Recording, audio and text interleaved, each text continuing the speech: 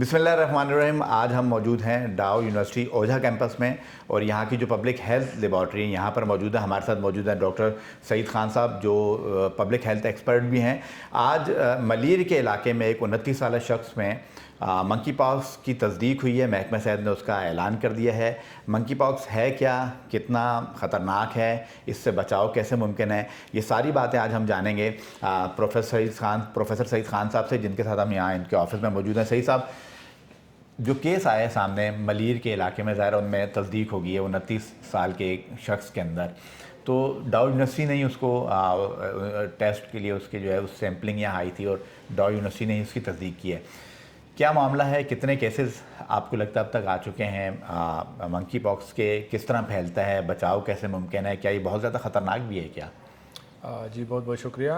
M پاکس یا پہلے اس کو منکی پاکس کہتے تھے لیکن اب اس کو ایم پاکس کے نام سے بیماری کا نام ہے. یہ کوئی نئی بیماری نہیں ہے، کافی پہلے سے بیماری چلتی آ رہی ہے اور گزشتہ کئی دنوں سے کے پی میں کافی اس کے رپورٹ ہو چکے ہیں. جو خیبر پختونخوا پروونس ہے وہاں پہ کافی کیسز رپورٹ ہو چکے ہیں اور یہ صوبہ سندھ میں یہ تقریباً سیکنڈ کیس ہے. لاسٹ ایئر بھی ایک کیس رپورٹ ہوا تھا اور اب تک کے جتنے بھی کیسز ہیں یہ کوئی انٹرنیشنل جو ٹریولرز ہیں ان میں پایا گیا ہے. ابھی بھی جو رپورٹس آ رہی ہیں اس طرح پتہ چل رہا ہے کہ یہ انڈائریکٹلی کسی ٹریولر سے یہ کنیکٹڈ ہے یہ کیس جو پازیٹیو آیا ہے. تو اب تک کوئی ایسی مصدقہ اطلاعات نہیں ہے کہ یہ لوکل ٹرانسمیشن ہمارے ہاں ایگزسٹ کر رہا ہے. بہرحال وہ بھی پاسبلٹی ہے کیونکہ آہستہ آہستہ اگر جب انٹرنیشنل ایک بیماری پھیلی ہوئی ہے وہاں سے کوئی ٹریولرز بیماری لے کے آتے ہیں، جس طرح کووڈ میں ہمارے پاس ہوا تھا. لیکن کووڈ کا نسبت اس کی جو ٹرانسمیشن بہت سلو ہے ایز کمپیئر. اس میں کلوز کانٹیکٹ چاہیے ہوتا ہے. کووڈ سانس کے ذریعے پھیلنے والی بیماری تھی اور ایم پاکس جو ہے وہ کلوز کانٹیکٹ کے ذریعے پھیلتا ہے. تو یعنی جب تک کوئی کسی کو چھوئے گا تو نہیں پھیلے گا؟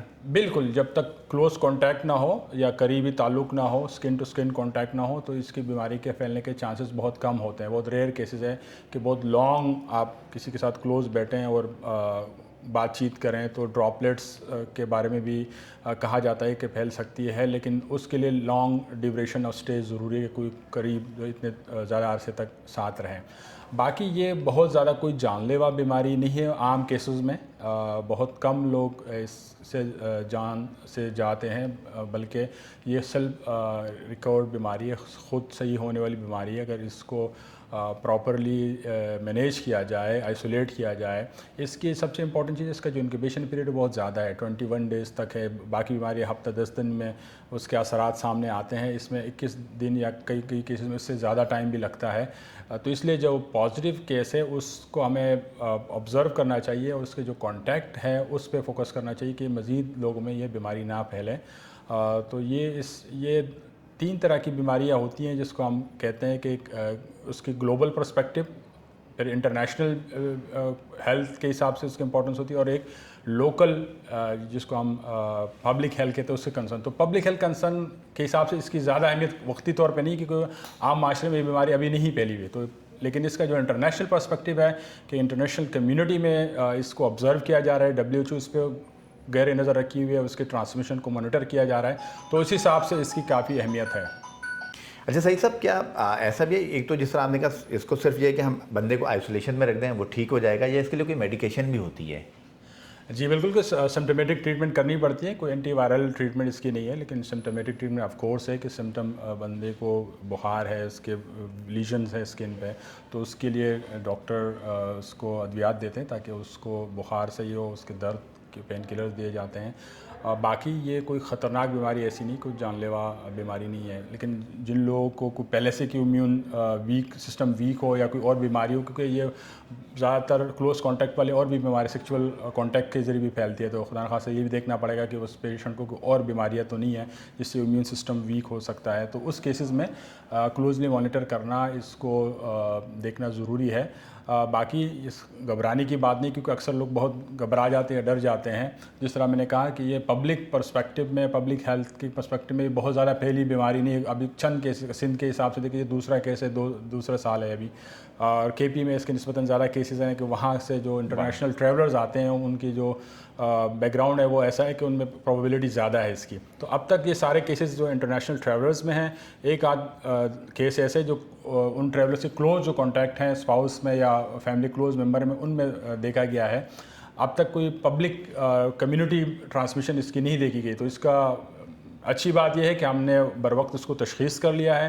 لیکن اس سے زیادہ امپورٹنٹ بات یہ ہے کہ اس کی مزید جو اسپریڈ ہے اس کو روکنے کے یہی ہے کہ اس میں اہتمام کیا جائے کہ جو پیشنٹ پازیٹیو آیا ہے اس کو آئسولیٹ رکھا جائے، اس سے باقی کانٹیکٹ کی ٹریسنگ کی جائے، اور انشاءاللہ یہ تو ینگ بندہ ہے صحیح ہو جائے گا، لیکن مزید اس کو پھیلاؤ کو روکنا چاہیے. وہ جس طرح بات کر رہے تھے کہ ظاہر ہے اس کی علامات، اس سے پہلے کہ آپ بتائیں علامات کیا، لیکن اس میں ایک چیز یہ بتائیے، جس طرح کو موربڈ ہو یا خاص طور پہ اگر کسی کو HIV ہو، اور میں سنا اس کے لیے خطرناک ہو جاتا ہے یہ HIV کے پیشنٹ کے لیے. جس طرح میں نے کہا کہ یہ پاسبلٹی اس کی ہو سکتی ہے کہ کسی کی جو کلوز کانٹیکٹ ہو، کیونکہ اوریجنلی یہ جو بیماری ہمارے یہاں آئی تھی یا انٹرنیشنلی، تو وہ ان ہائی رسک گروپ میں تھی جن کو سیکچوئل ایکٹیویٹیز میں وہ انوالو تھے، ہائی رسک گروپ میں، تو ان کو اور بیماریاں بھی ہوتی تھیں جس طرح HIV ہوا یا باقی ڈیزیز ہو جس سے امیون سسٹم ویک ہو جاتا تھا.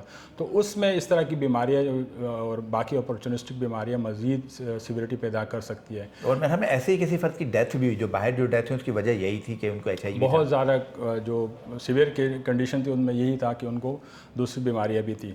تو جو ہمارے ہاں جو کرنٹ کیس ہے اس میں تو ایسا نہیں ہے، اور یہ انشاءاللہ. علامات بتائیے، علامات کیا اگر کسی کو خود سے اگر ڈیٹیکٹ کرنا ہو؟ دوسری امپورٹنٹ چیز ہے کہ اس کی علامات ملتی جلتی باقی بیماریوں سے بھی ہیں. جس طرح اگر آپ دیکھیں کہ بخار اور یہ ساری چیزیں تو ہیں، لیکن اسکن پہ لیجن بنتے ہیں، اور وہ لیجن باقی جس طرح میزلز ہے، کوئی اور انفیکشنز ہیں جس میں بلسٹر یا لیجن بنتے ہیں اسکن پہ، تو وہ ان سے ملتی جلتی ہیں. تو جب تک اس کے لیبارٹری ٹیسٹ نہ ہو تو یہ آپ ایمپاکس کنفرم نہیں کہہ سکتے. اس کا جو اسپریڈ آف لیجن ہے وہ اس کا پیٹرن ڈفرینٹ ہوتا ہے ایز کمپیئر ٹو میزلز یا دوسری جو بیماری جس میں اسکن پہ چھوٹے چھوٹے دانے بنتے ہیں یا جس کو ہم لیجنز کہتے ہیں. تو وہ ملتے جلتے ہو سکتے ہیں باقی بیماریوں سے. تو اس لیے جو لیبارٹری ٹیسٹ ہے، اور پبلک ہیلتھ لیب ڈاؤ میں یہ فیسلٹی اویلیبل ہے. کوئی بھی سسپیکٹڈ کیس ہے، جس طرح یہ والا کیس تھا سسپیکٹڈ، تو یہ ڈاؤ کو سیمپل بھیجا گیا اور یہاں سے کنفرمیشن اس کی ہوئی ہے.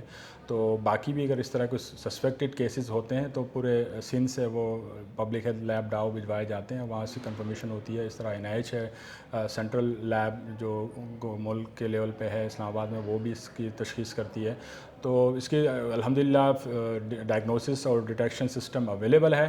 اب یہ دیکھنا پڑے گا کہ کہاں کہاں پہ اس طرح کے کیسز جو ملتے جلتے بھی ہیں ایون ہے، تو اس کو رول آؤٹ کرنا ضروری ہے تاکہ جو سسپیکٹڈ کیس ہے بر وقت اس کی تشخیص ممکن ہو اور اس کی مزید اسپریڈ کو روکا جا سکے. اور خوشی کی بات ہے کہ گورنمنٹ آف سندھ آلریڈی اس پہ باقاعدہ کام کر رہی ہے. آلریڈی یہ لیبارٹری جو ہے سندھ گورنمنٹ کے اندر چل رہی ہے. باقی جو ہیلتھ ڈپارٹمنٹ کے جو DHOs ہیں اور ان کے باقی عملہ ہے وہ ہر وقت مستعد رہتا ہے. تو میرے خیال میں یہ ان کی کاوش ہے کہ اس وقت اس سیمپل کو پازیٹیو فائنل کیا گیا ہے، تو وہ ہیلتھ ڈپارٹمنٹ اس کا رول آف کورس سامنے ہے. ٹھیک ہے جی. سعید صاحب کا یہ کہنا ہے کہ پریشان ہونے کی ضرورت نہیں، اور جو پیشنٹ اس وقت جو آیا بھی ہے وہ جناح اسپتال میں آئسولیشن وارڈ میں رکھا ہے، اور اس کا اس میں خود ہی جو ہے فرد ٹھیک ہو جاتا ہے. 21 دن کا ڈیوریشن ہوتا ہے. پریشان ہونے کی ضرورت نہیں. جو اس کے سمپٹمیٹک علاج ہوتا ہے وہ اس کا کیا جاتا ہے. بہت سیویئر ان کو ہو سکتا ہے جن کو کوئی دوسری بیماری ہو، HIV ہو یا دیگر بیماری، ان کے لیے سیویئر ہو سکتا ہے. نشانات اس کے جسم پہ ریڈنس آ جاتی ہے، اور باقی بھی بیماری جو ہوتی ہے ملتی ہوتی ہے، تیز بخار ہو سکتا ہے. تو اس لیے پریشان ہونے کی ضرورت نہیں ہے. عرب ممالک سے زیادہ جو لوگ ٹریول کر کے آ رہے ہیں ان میں یہ پایا جاتا ہے. ایسے لوگ جو باہر سے آ رہے ہوں وہ خود کو آئسولیشن میں رکھیں. اگر ان کو علامات ظاہر نہ ہو تو وہ خود کو آئسولیشن توڑ کے باہر آ سکتے ہیں اور گھلنا ملنا کر سکتے ہیں. تو احتیاط اس میں یہی کرنے کی ہے. بہت شکریہ.